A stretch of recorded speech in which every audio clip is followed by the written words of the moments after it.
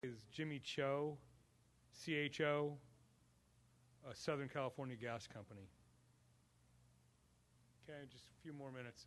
If you guys can just cancel or silence your cell phones, we'll hold all questions to the end, and then we'll try to answer as many as we can.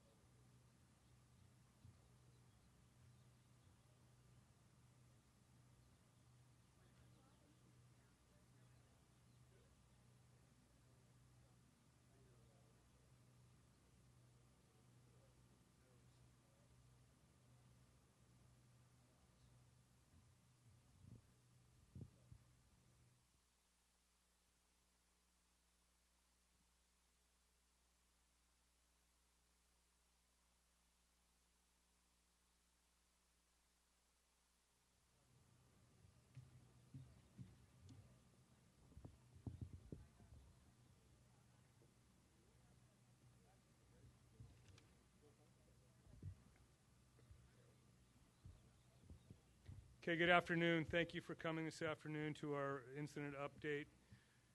I'd like to take a moment and acknowledge the presence of 3rd District Supervisor Joan Hartman, who's in the audience. Thank you, Joan. And Assembly Member Monique Lamone. Thank you for coming here today and representing. I know there's a 5 p.m. candlelight vigil at the Santa Barbara County Courthouse, the Sunken Garden Courthouse at 5 p.m. tonight. And both those people, representatives, will be there as well. Thank you. At this time, I'd like to introduce Chip Hickman. He's the fire chief for the Montecito Fire District.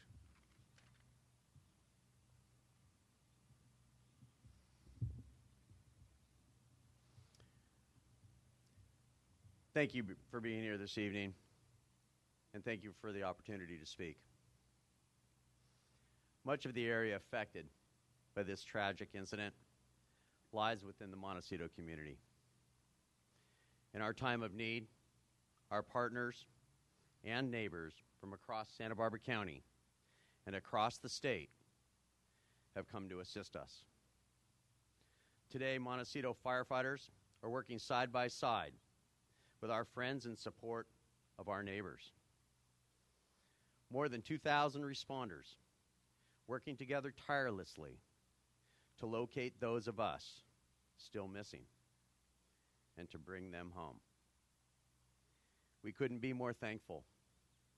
We couldn't be more thankful for the efforts of those in our EOC, the Red Cross, Caltrans, U.S. Coast Guard, U.S. Navy, Southern California Gas, Southern California Edison, our Public Works Department, and everyone else dedicated to supporting this strong and resilient community. When rescue and recovery efforts are complete, it is the members of our EOC who will usher the rest of us home. This community is our community. It is our home. Our community has been tested, has proven its mettle, and will persevere through this dark time. It may have been a beautiful landscape that led each of us here, but it was a beautiful community that has kept us here. Our landscape has been forever changed, but our community will grow stronger. Agency closer to agency, neighbor closer to neighbor, closer than ever before. We couldn't be more thankful. Together, we will bring Montecito back. I give you my personal commitment that we will not tire. We will not fail. And we will see this through. Thank you.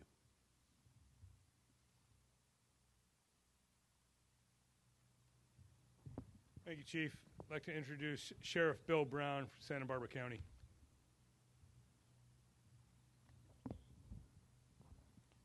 Thank you, and thank you, everyone, for being here today. I'm sorry that the first news that I have to report today is that the death toll from this tragic incident is now at 20 people.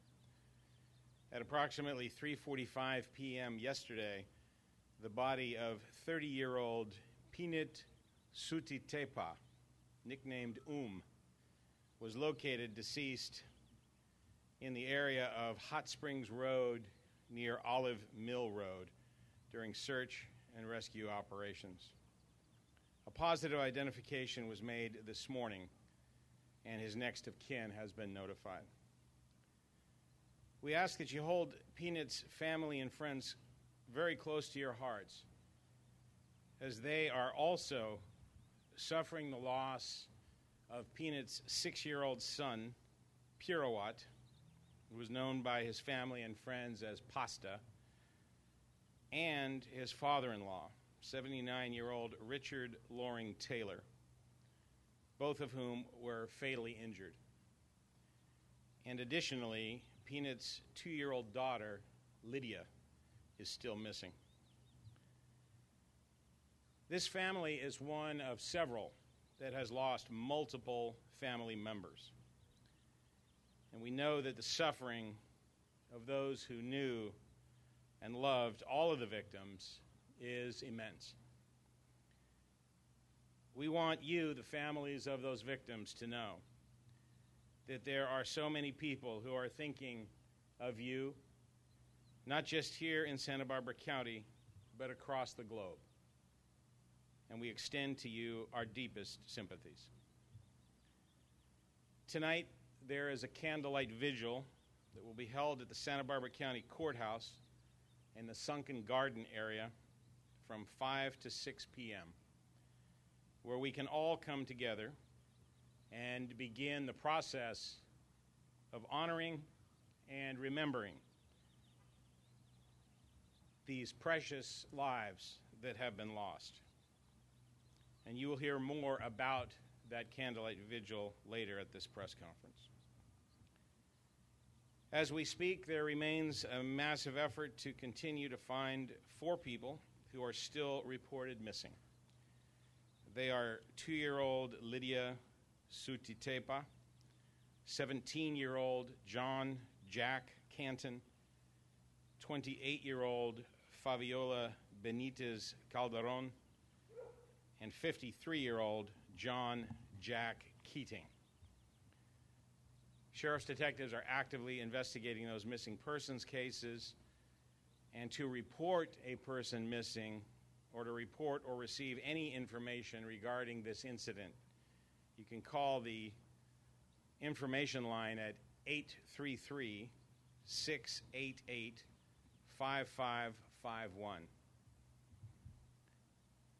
After secondary searches of all of the homes in the impact area that were destroyed or seriously damaged by the storm, and after careful consultation with the fire incident commanders and subject matter experts, at 7 a.m. today, we transitioned from a search and rescue operation to a search and recovery mission. This decision was not made lightly. This transition was only authorized after extensive searches for the identified missing persons were conducted at their last known location, through the debris field, all the way to the Pacific Ocean. And despite these tremendous efforts, it is now more than 130 hours since this tragedy occurred, which necessitates the need for us to transition to this search and recovery model. The intent of this transition will not be to remove any required resources, but to release resources that are no longer needed, and in order to not slow the search operations, or to allow, rather, the search operations to slow to a slower and safer pace. To that end, emergency and mutual aid resources will continue working on this incident, but will be reduced over the course of the next week. We continue to have a need to have Montecito closed off, in the most part, to normal traffic in order to facilitate the movement of emergency and repair crews and their vehicles that are operating in the area. And I want to again thank those displaced residents of Montecito who are evacuated for your patience and your understanding. We appreciate your support as we continue recovery efforts and work to repair infrastructure and to get this area in a position where it is safe for residents to go back in. We continue to get requests from people who want to go back into the area and into their homes for personal items that are needed, and we ask that you only make this request if it is an absolute necessity. It is not safe to be in the area, and if you are still in the extended mandatory evacuation zone, we urge you to leave. If you need assistance with this or with any other concern, please call our Emergency Operations Center at 833-688-5551. We've also received many inquiries from people who evacuated and do not have any information about the condition of their homes. And I'm pleased to report that the Emergency Operations Center has developed and made available a structure damage interactive map, which is located on the County of Santa Barbara's website at www.countyofsb.org. CAL FIRE damage inspection teams who compiled the data have completed about 30% of the assessments for residential and commercial structures impacted by the winter storm incident. The map will be updated daily as assessments are completed. The interactive map indicates the status of each structure inspected and indicates whether it was destroyed, damaged in a major way, damaged in a minor way, or in a minimal way. Santa Barbara County building officials, along with mutual aid building officials, will use this data to inspect each property for safety and determine the habitability of each of the structures or businesses that are in this database. And again, that map is currently available in about a 30% completed form on the county's website. I want to conclude my remarks today with a few thank yous. First and foremost, I want to thank the men and women of the agency that I am so proud to lead, the Santa Barbara County Sheriff's Office. I want to thank our sheriff's deputies, our custody deputies, our search and rescue team members, and all of the support personnel who are there to assist us and assist this wonderful group of people in doing the magnificent and selfless work that they have done.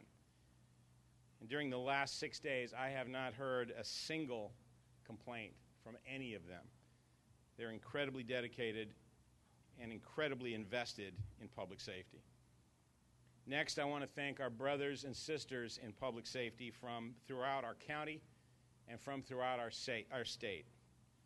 Those in the fire service, those in other law enforcement agencies, those from other search and rescue teams that have come in here and helped us during these difficult times. I want to especially thank CAL FIRE Incident Management Team 6 for the tremendous job that they continue to do in choreographing this very complex and difficult operation. And they are ably led by Chief Billy C. and a command team comprised of fire officials from throughout the state. And we appreciate it very much.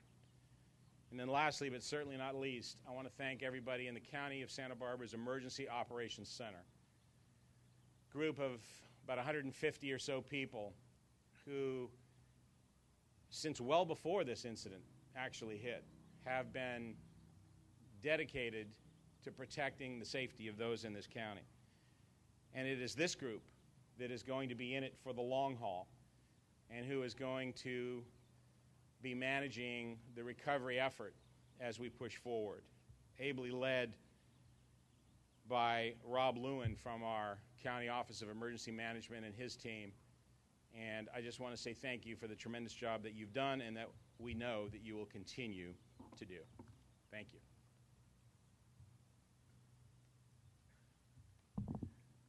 Thank you, Sheriff.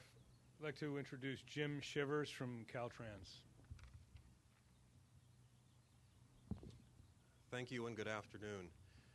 I spent the afternoon today for the first time touring US 101 at Olive Mill and a great section of State Route 192, and it's not until you can see the damage with your own eyes that you can really come to understand the magnitude of the incident, the response that is necessary, but most importantly, the impact to the citizens and families of Santa Barbara County. So it was quite an eye-opener to take that kind of tour this afternoon. I'm pleased to report that we are making steady and sure progress on U.S. Highway 101, particularly at Olive Mill. We have removed more than 150 yards of debris in the northbound lanes and nearly 80 yards in the southbound lanes.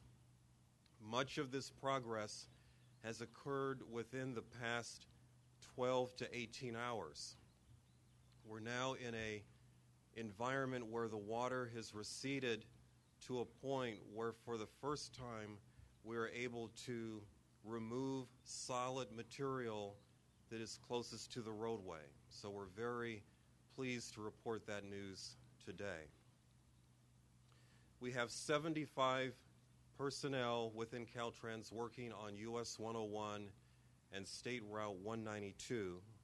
They are working 12-hour shifts, 24 hours a day, 7 days a week. That also includes 7 Caltrans crews from 2 neighboring districts. On State Route 192, we have seen damage to 3 different bridges. Once we're able to open 192, we anticipate there will be some sort of restricted access or traffic control at those locations. And finally, we hope within the next 24 hours to have some guidance on a schedule for reopening US 101. Again, this would be based on the activity that will take place over that time. Again, we're seeing the water receding. We're able to really get into the meat of removing the heavy material on the base of US 101. So hopefully in the coming days, we'll have some more good news to share. Thank you very much. Thank you, Jim. I'd like to introduce Captain Cindy Ponce with the California Highway Patrol. Good afternoon. Thank you all for being here again today. The 101 remains closed northbound at the 150 and southbound at Milpas still. We were happy to hear that Amtrak is adding train cars to help accommodate additional commuters. That started today.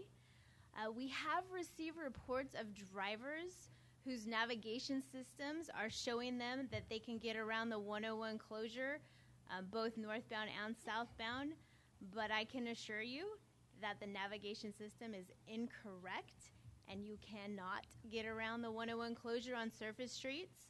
You will be stopped at one of our traffic control points and turned around, so don't bother trying. I also had the opportunity today to drive through the area around Olive Mill Road in the 101, and seeing it with your own eyes it was heart-wrenching to see the devastation that this mudslide caused in that area. But one bright spot that I did see was all of our agencies working together to search for our missing people, our missing community members, and also to get those roadways open as quickly as possible.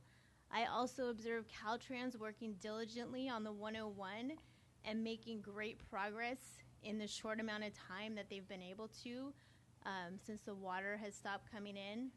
And we just want to thank the hardworking men and women of Caltrans for all the work that they are doing. And I, too, want to thank the fine men and women of the California Highway Patrol who have been at this since the Thomas Fire started back in December.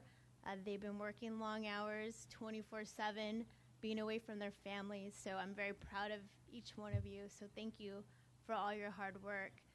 And we still continue to lift the community in our thoughts and our prayers. And we ask that you do the same. Thank you.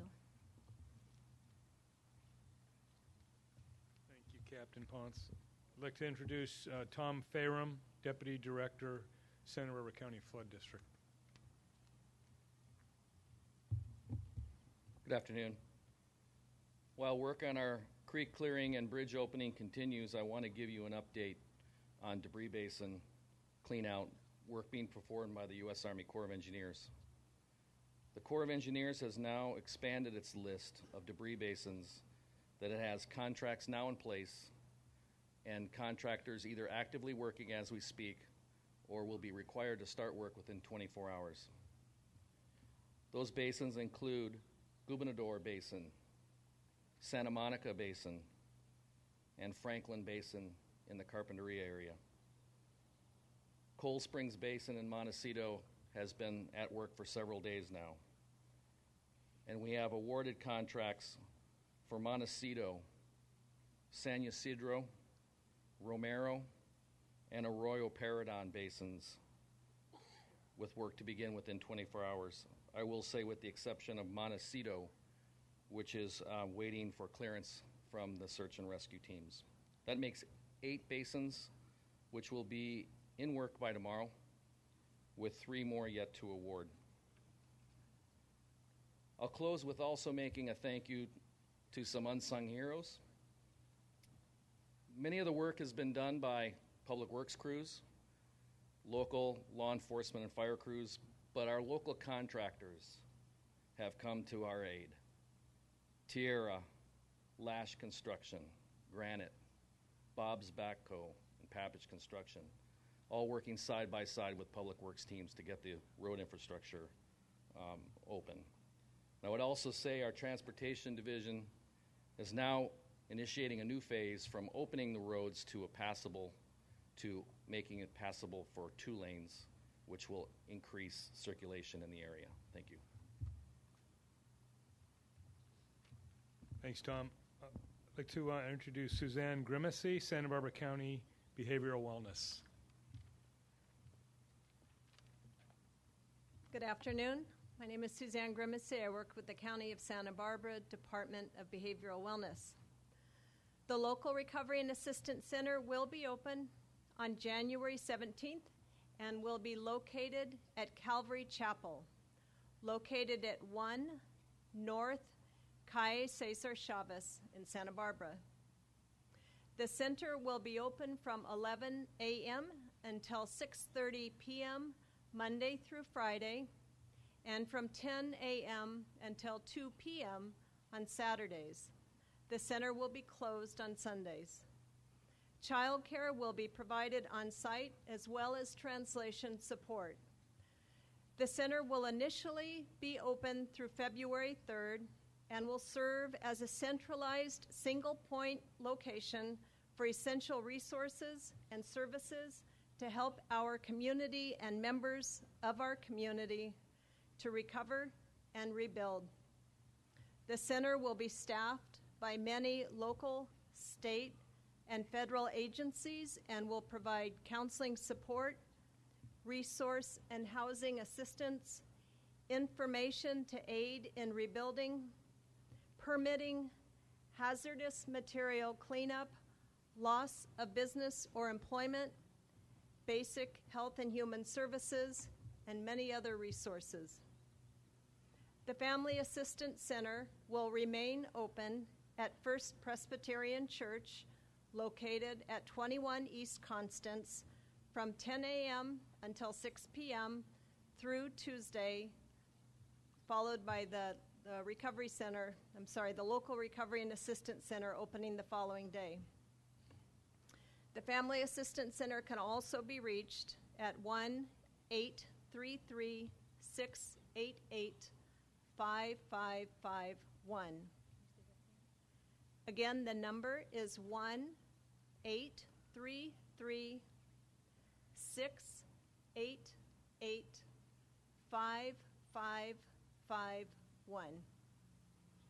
A community meeting will be held on Tuesday, January 16th at 4 p.m. at La Cumbre Junior High School, which is located at 2255 Modoc Road in Santa Barbara. A candlelight vigil will be held this evening from 5 until 6 p.m. at the Sunken Gardens in Santa Barbara. I wish I could share the many examples I've had a chance to witness of how our community has worked together to begin the healing, rebuilding, and recovery process. I did have the opportunity today to join many different congregations during their worship and to witness the recognition of what has happened within our community, of missing persons, and of lives that have been lost within our community. I sat with the First Presbyterian Church as they were joined by Montecito Presbyterian Church to worship together. All Saints by the Sea Episcopal Church joined Trinity Episcopal Church to be able to worship together. These are just some examples of how our community is in fact working together to recover, to rebuild, and to heal. Thank you. Thank you, Suzanne. I'd like to introduce Nick Turner, Public Information Coordinator for Montecito Water District. Good afternoon. Nick Turner, correction on that, General Manager of the Montecito Water District. The district's first priority is protecting public health and safety. The boil water notice is still in effect for all customers. To help the community easily identify whether or not they are in a boil water notice area, an interactive map of the Montecito Water District boundary is available. This can be found on the district's website as well as on the County of Santa Barbara's website. We have 3 emergency potable water distribution sites which are in operation from 8 a.m. to 8 p.m. daily. We anticipate lifting this boil water notice in select areas, possibly within the next 48 hours. As soon as we have approval from the State Water Resources Control Board, the public will be notified. As we restore the system, we encourage the public to refer to the interactive map for the most current information. Here's the status on our progress assessing and repairing our distribution system. To begin with, the district is receiving delivery of water from Kachuma through the South Coast Conduit and groundwater production while the repairs are being made. We have concluded our assessment of our Highline transmission main, and there are a total of 7 breaks. 4 of these require temporary repairs. We expect to have 2 of the temporary repairs and 2 permanent repairs completed within the next 24 hours, and the remaining 2 repairs are projected to be completed by this coming Friday. We completed our assessment of the transmission main from Jameson Lake and have identified 2 breaks. Crews are clearing the roads, and as soon as we have access, those repairs will begin, which we anticipate to be tomorrow.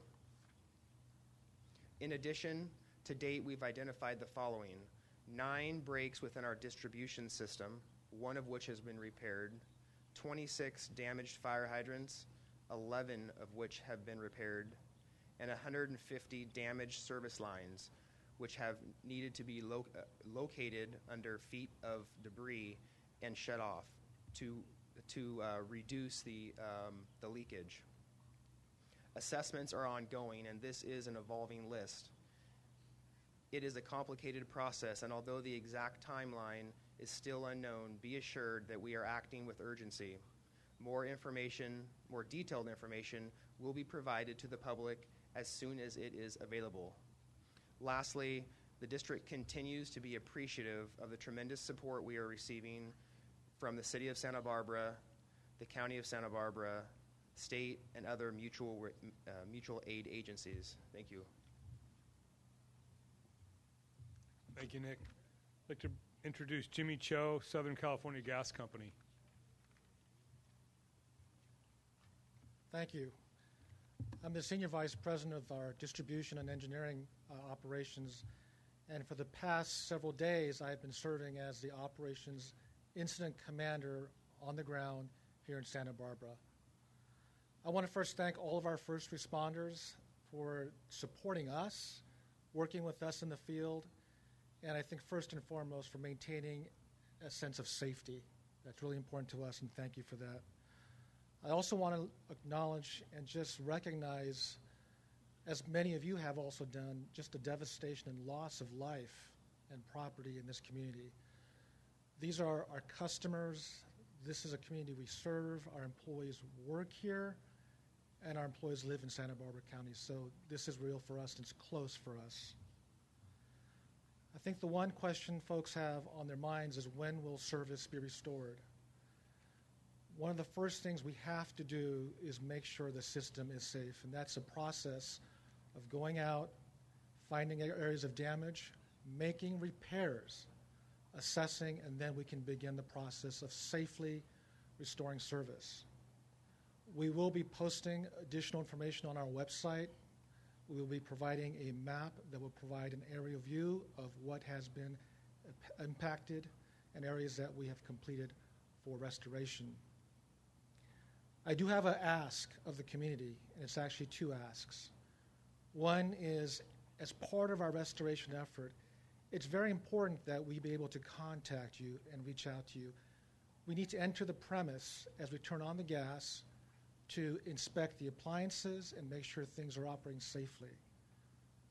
If you go onto our website, www.socalgas.com, again, that's socalgas.com, and go into the My Accounts link, you will be able to update your information and help us. The second thing that can help us is the protection of our assets and the safety of the public. There's a lot of activity going on, whether you're a homeowner or you're a contractor, heavy equipment, digging activities. Our facilities, our pipelines are buried. It's important that as these activities are going on, you're aware where these lines are at. By calling 811, again, that's 811, that's a free service that allows us to come out and locate and mark where our lines are at so you can work safely around them. in closing, I just want to thank the community for your patience, for working with us, supporting us, and we look forward to serving you soon. Thank you.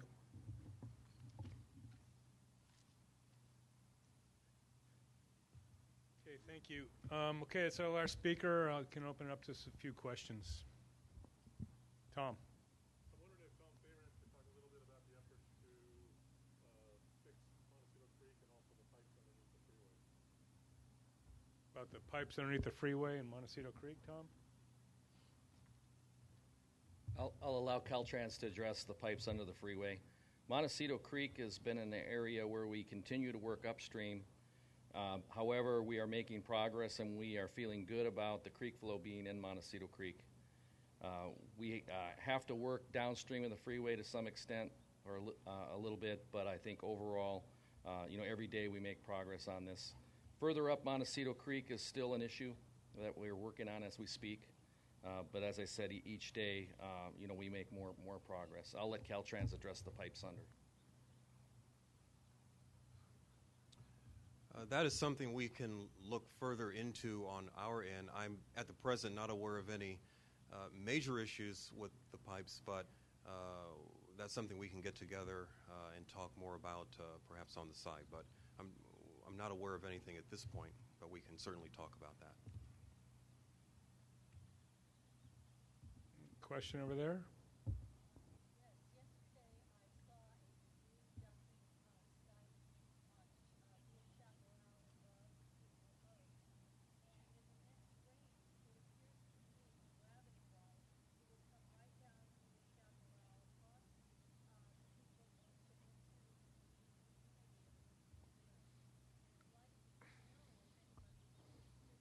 Okay, the question was about the debris dumping off of Via Chaparral. And I'm going to let Caltrans answer that. I would say that I would welcome a conversation following this event. Get your address and contact information. We can certainly have our maintenance forces, I'm sure, would be glad to review that location and make any necessary improvements as needed. Okay, thank you. Go ahead.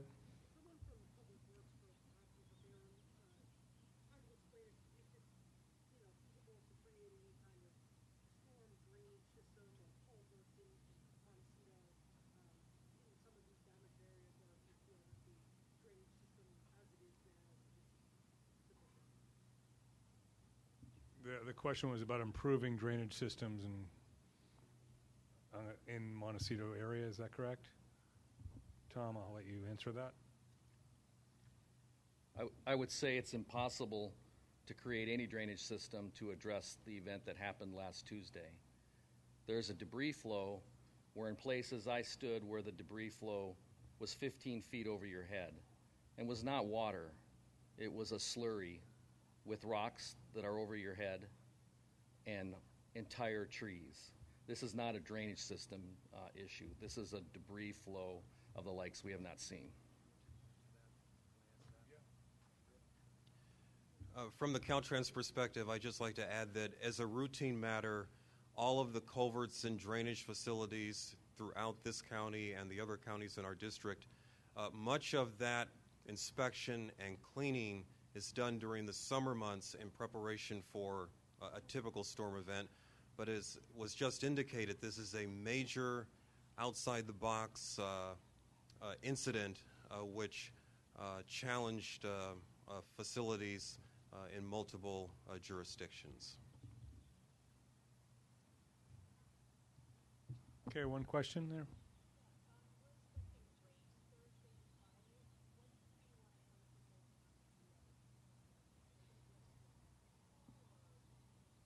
Okay, so the question is we're expecting a little bit of rain on Thursday, Friday, and what to advise the residents. And Chip, how's that? Yeah, so we're developing contingency plans at this time. The incident commands team is developing contingency plans. We're watching it very carefully, and we will be keeping you informed. We would like for you to Also, stay tuned, stay connected to your notification systems so that we can get that word out to you and let you know exactly what type of actions you need to take. Okay, time for one more here.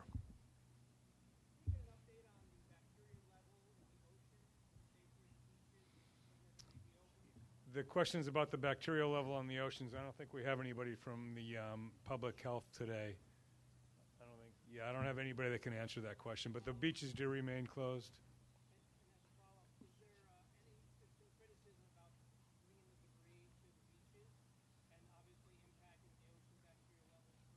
Right. Well, I happen to know that question, but does somebody want to talk on that? Yeah, let me let Tom Fraham take that one. Yeah, as was mentioned, the health department continues to monitor the ocean. I'd also note that most creeks are still flowing into the ocean from the burned watersheds. That includes the Whittier fire too, by the way, hence the extent, and that is being monitored. The material going in there is the same material that already went there and would have gone there anyway. I think what Tom forgot to mention, but he told me just yesterday, is all that material that's going to the beach is just clean mud, basically. There's no debris being dumped on the beach. If it's clean mud, it's going to the beach, so it just gets absorbed in. Okay, so today that concludes today's conference. Tomorrow we will not be having a press conference. The next meeting like this will be the town hall or community meeting being held on Tuesday, 4 p.m. at Lacumba Junior High School on Modoc Road. So no meeting tomorrow. Tomorrow's a holiday, and hopefully we'll have some updated information at the community meeting on Tuesday. Thanks for coming.